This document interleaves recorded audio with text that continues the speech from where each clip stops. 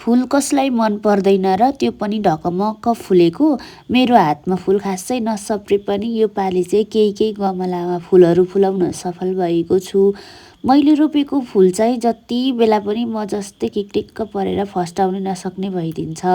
आज चाहिँ फुल गोडमेलको काम गर्नेवाला छु। मेरो फुलबारीको मेरो हालत जस्तै हालत खराब छ, किनकि म 1 हप्ता अघिबाटै अरू काममै बिजी भएर फुलमा आँखा डुलाउन पाएकै थिएन।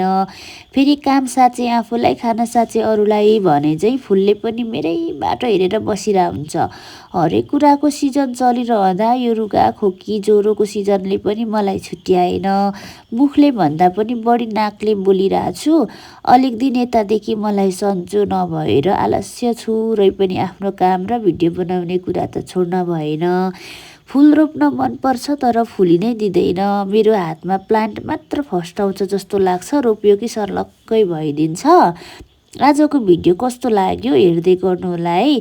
मलाई स्वास्थ्यले साथ दिए अनुसार फेरि आउनेछु। बाइ।